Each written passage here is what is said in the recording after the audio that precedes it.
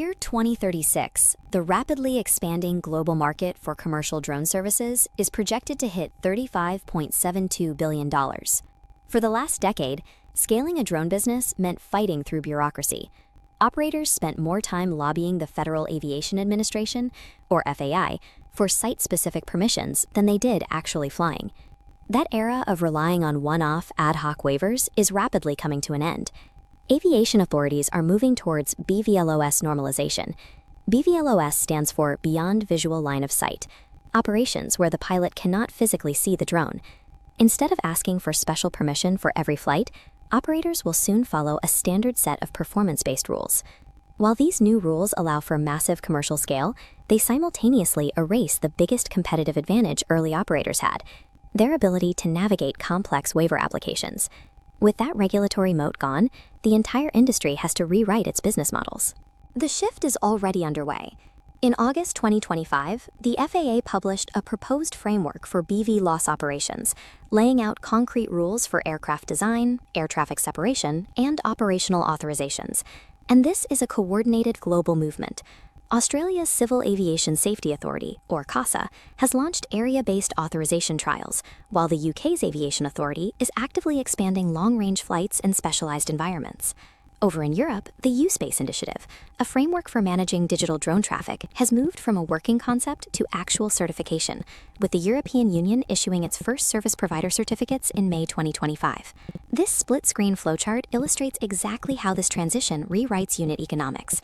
If you compare the old site-by-site waiver process on the left to the new standard rule pathway on the right, you eliminate the need for custom regulatory submissions for every new location. Approval processes that used to drag on for quarters now clear in weeks.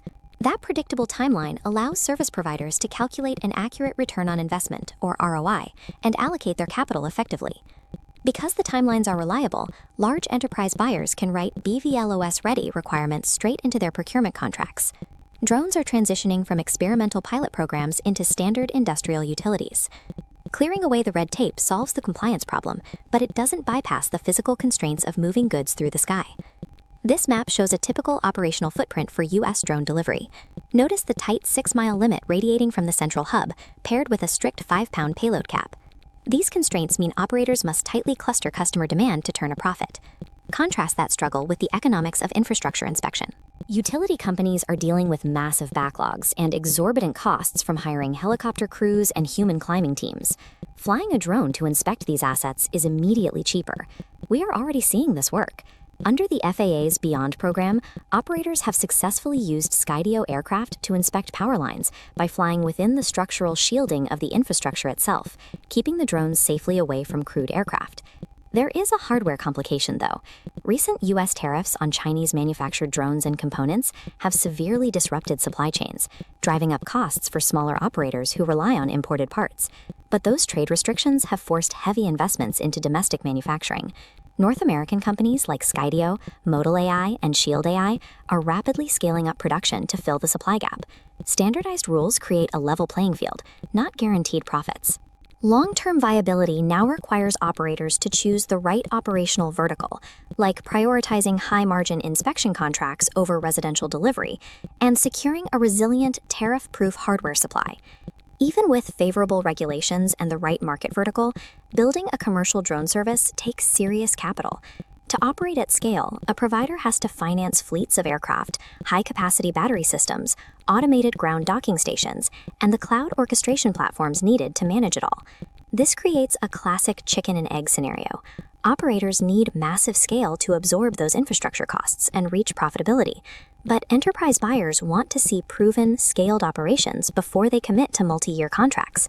Right now, the industry is sitting in a very narrow window. The regulatory barriers are falling much faster than the competitive intensity is rising. As those barriers to entry hit the floor, legacy operators who built their businesses entirely around securing waivers will find themselves outmaneuvered by fast, agile entrants who focus purely on execution. Survival in this new landscape demands a different set of skills. Companies must develop deep technological differentiation, enforce ruthless operational efficiency, and integrate directly into their customers' daily workflows. The next 24 months will decide the hierarchy of the new market. Those who adapt to the post-waiver economy will capture a share of a $35 billion industry. Those who don't will be permanently grounded.